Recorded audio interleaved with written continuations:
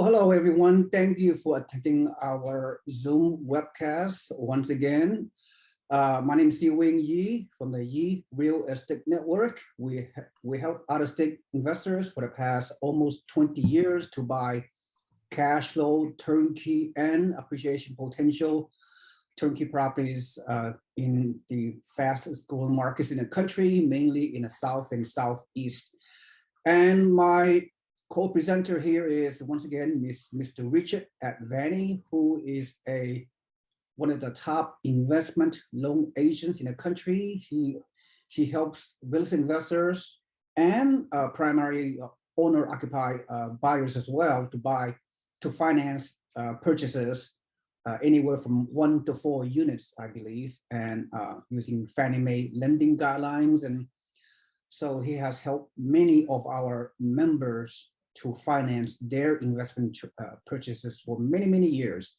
So without further ado, the title of this webinar is, I don't even know the title actually, it's a real-time real estate market review. Okay, real time. I mean, that's what we're talking about. It seems like the real estate market changes daily, right? Which is very, very challenging market to say the least. So this will be a fairly short presentation. So I respect everybody's time, including our presenter here, Richard, who's very, very busy doing investment loans every single hour, every single day. So good for you. Anyway, all right, let me begin by recapping what's going on in real time, what's going on, the dynamics of the real estate market all over the country. So before we do that, physically, I live in the San Francisco Bay Area for the past 30 years. And Richard.advani, you live in Southern California for a very, very long time. So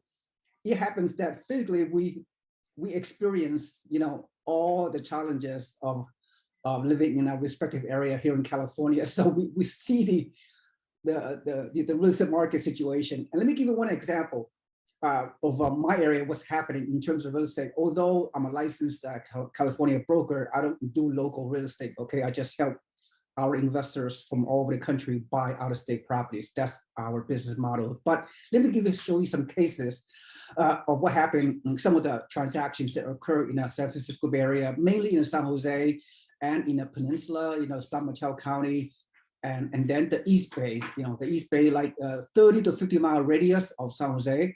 One example of a recent closing that I saw on the internet is that there's a 3-bedroom, 2-bath, single-family home in San Jose, built in 1950. All right, almost 70 years old, around 1,500 square foot. Cookie cutter, like a cookie cutter home is like a bungalow. So it was listed for like $2 million. And someone overbid by, I believe, actual 1 million. So the list price, I think, is at 1.8, and the final sales price is 2.8 on a 1,500 square foot cookie cutter, typical neighborhood, nothing fancy about the neighborhood. Just one example. And the other examples are a typical home that was listed for like 1.2 million. Again, like 1,200 square foot, 1,300 square foot, similarly built 60, 70, 80 years ago. It was listed at 1.2, we sold for like 1.6, like 30% over asking. And typically there are like 10 to 15 offers. So as we speak right now in March 2022, there are still multiple offers, still tremendous demand here in Bay Area. I know Bay Area is in Northern California is very, very different than the rest of the country. We know that, right? But I'm just, just to let you know what's going on. So, Richard, can you give me maybe one case of that you have encountered, either people you know or information you see about what kind of transaction that's going on in recently in your LA Southern California market? Any kind of unique transactions? Yeah, I mean, as you stated, most of what I'm obviously paying attention to is out of state, although I do have a good amount of my client base and friends and family that are buying here locally, and it's just similar to what you said. I mean, people are spending well north of $1 million for essentially a shoebox. Not only a shoebox that's a major fixer-upper as well, that needs a lot of work to be almost habitable. And it's just amazing. Anyone that lives in a metro will know that there's certain surrounding communities to those metros, which are nice communities, but typically have a little bit of a deflated price compared to the metro. And what we've seen in LA, Orange County, everywhere really, is even the suburbs where people would normally go to buy a little cheaper house, even those are $1 million plus. Forget about more desirable homes. So it's sad, but $1 million has become essentially the entry level. It's the Toyota Corolla of Southern California now, which is scary. It definitely is, but it gives you that much more confidence and really shows you the opportunities available in other states. And if you've traveled to a different state to buy real estate, you may have heard from the agents there that they get a lot of reverse sticker shock from California, just because we come there and we're like, wait a minute, you can buy what for how much? Give me a neighborhood. But yeah, it's similar, unfortunately, across the country and major metros and everywhere, right? I mean, people in Florida, people in St. Louis, people in Ohio and New York, they're all having the same conversation. Now, their suburbs used to be 150 grand, now they're 300 grand, right? Which might as well be $1 million to them. So things are crazy. Yeah, crazy. Okay, without further ado, so let's go over a recap. I'm going to spend 5 minutes or less, hopefully less, to do a high-level recap of what's going on in the country. All right, so based on our actual experience and the information that you and I learned over many educational resources. So here's one of my thing I'm going to go over. We are right now in the first quarter 2022, well, beginning the second quarter shortly of 2022. Amazing how time flies. Record low inventory. I mean, there are projection of this year around 400,000 homes for sale, but we need in excess of 1 million homes for sale for this year, 2022. Furthermore, in many markets, based on my research recently, there are like 1 month, there are 2 weeks to 1 month of inventory supply in many markets. And whereas 6 months is a balanced market. So this is mind-boggling because we compare to first quarter of 2022 this year versus the first quarter of 2021 last year, same time. Richard, if you and I recall, there were frenzy. There were multiple offers, like in certain markets that were like 100 offers per house, like for example, Austin last year. And certain markets, the first and second quarter of last year, 2021, they were like 20, 30, 40% appreciation, just like that, due to the bidding war, multiple offers, and all that stuff. And last year, there were more inventory than right now, same time. So as we speak, when the data come in next month, Richard, when we review the data, what had transpired, what were how many homes were sold, how many offers, and what's the percentage over asking. I know every market is different, right? You and I know that every market in the U.S. is different, but I can't wait to see the result for next month. And when we do this webinar again, let's review how crazy, how insane the market is all over the country. So my next topic, my next high-level review is also a lot of people who are contemplating selling their homes are quite reluctant to do so because last year and the year before, they were locked in their rate at less than 3%, maybe even 2.6%. You know better about that than I do because you are an investment loan agent. Because they're locking their rate, people that wanted to sell now, they're reluctant to sell because if they were to sell their home at a very good price by, nothing wrong with that, then where are they going to buy? They have no place to go. Where they're going to go back into the buyer's market, competing against a whole bunch of other people, and there's a lack of inventory. And then even if you're successful in selling your home, you can upgrade to move up to buy another home in a market, in the local market. I mean, you're buying at a high price because of all the bidding war. And then the interest rate, if the interest rate is 4%, whatever, you're gonna have to pay a higher mortgage with a higher rate. So that's one of the reasons why we have such a low inventory as we speak.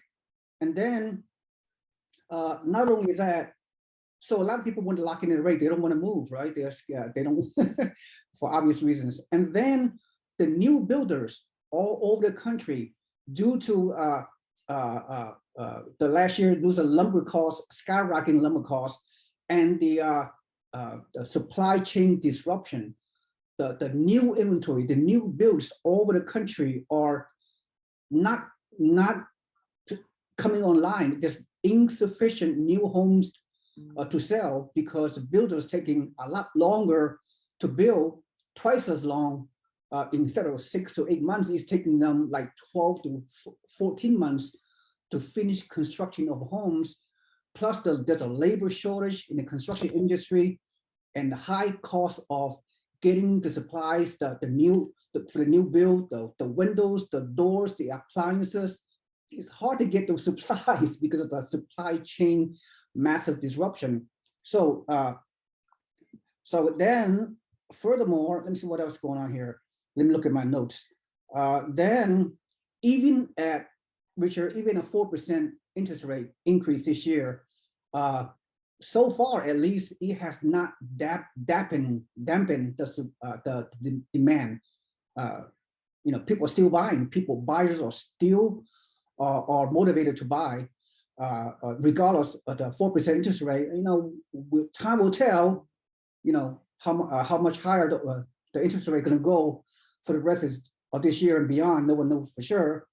And then as a result, a lot of the people can't buy. There's not lack of inventory, and they have to rent. Meanwhile, and then because of the moratorium has expired in many areas of the country, now the landlords are raising their rents to renters. Like in certain markets, like depending on what market, the rental increase as a result of the inflation as well is like 20, 30, even 40% rent increase on those renters. So that's what's happening. And then it causes affordability factor. More and more of the lower demographics and even the middle class Americans can't afford to buy homes anymore because of rising, record skyrocketing home prices in the past couple of years. And then on top of that, there are 70 million millennials are in their peak house hunting buying years, and there are no or little inventory. So they are sitting on the sideline, try to jump into the housing purchase scenario. So that's my recap. So with that in mind, so Richard, what are your thoughts of all the highlights that I just mentioned? Yeah, I mean, obviously, just want to make sure.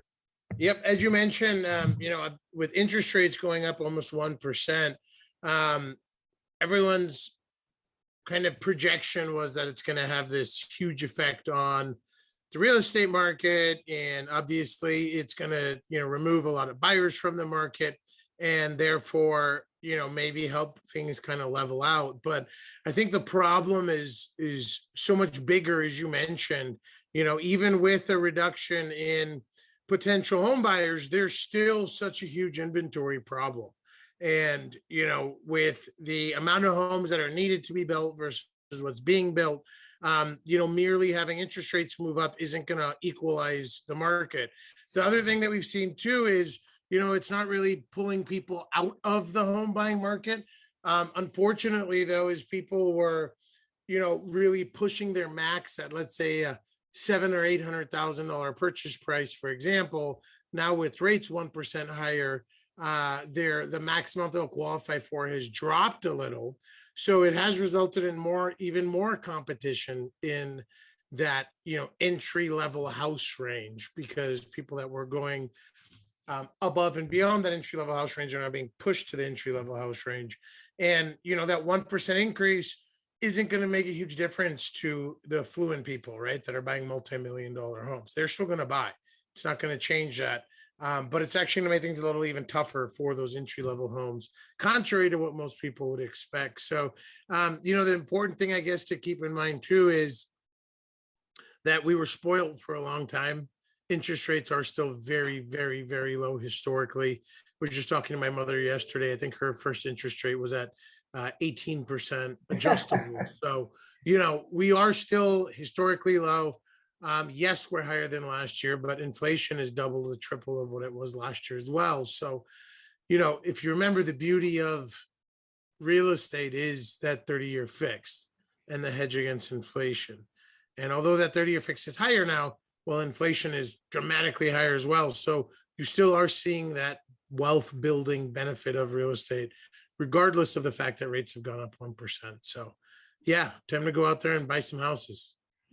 Yep. So yeah, my recap for this short presentation is that if you are a primary home buyer, and if your goals is such that it's the right time for you to buy, and you have a stable job, you have good credit, you have the down payment available, by all means, do not be scared or overwhelmed by this negativity out there, and focus on the long-term goal. For primary home buyers, you need to project 10, 15, 20 years down the road, right? You need to live, you need a place to live for yourself and your family, enjoy the neighborhood that you want. So if you're ready to buy, if all the financial resources is available, if you have emergency funds to cover 6 to 9 months of reserve on your mortgage payment, then go ahead and buy, and don't worry about crash, correction, bubble. It's just as for investors that the group that you and I, Richard, work with. This is our focus. For real estate investors, same thing. You need to have a long-term investment horizon. You buy currently based on the numbers that make sense, based on the cash flow. If you buy whether a $50,000 investment home or $300,000 investment home, as long as the projected rent will cover your expenses, your mortgage, taxes, insurance, and property management fee, whatever, and you still have a little bit of money left over for positive cash flow, there's a win. And if you buy in a good market, you can find this kind of properties that we have available, and then invest for long term, because you're going to get the renter. The rental demand is there. I mean, there are more renters now than ever before for the reasons we just stated. So, what more can you ask for? You buy a good cash flow home for investors at a 4.5% interest rate approximately. Still, you can still cash flow in the market that, especially in South and Southeast, and just the renter, there are bidding war by renters that can rent your home if you buy in a good neighborhood. So what more can you ask for? You have a high quality tenant that will pay all your debt obligations, a good quality tenant, and they have enough money. There are plenty of tenants out there for the foreseeable future. So the risk is so minimal as a real estate investor. Buy for the long term, and then you could obtain cash flow, appreciation potential, tax benefits, pay down your mortgage by the renter, and 30-year fixed rate, which is amazing strategy. So that's pretty much conclude this short presentation. You have any last minute comment on what we just talked about, Richard? No, I think we pretty much covered it, other than, the longer people wait and get stuck in analysis paralysis, the worse the opportunities are going to get. They're not getting any better. And your strategy of waiting the last 3 years, 5 years, 1 year hasn't been working. So stop trying to time the market. enter Yeah. the market. You're losing money right now if you have money in a savings account. I mean, take the Fed rate of 8 to 10%. I mean, you have $1 million, you just lost 100 grand this year. You know, in all reality, though, we know the real cost of inflation is probably closer to 20%. So you lost 200 grand this year. And if you would have parked it in real estate, you would have probably made that much. So, Yep. yeah, get off the sidelines and get moving to invest. Absolutely. Thank you so much, Richard. Now we will conclude this presentation. Thank you for attending. This is Seewing Yee from the Yee Wilson Network and Richard.advani from Supreme Lending. Thank you.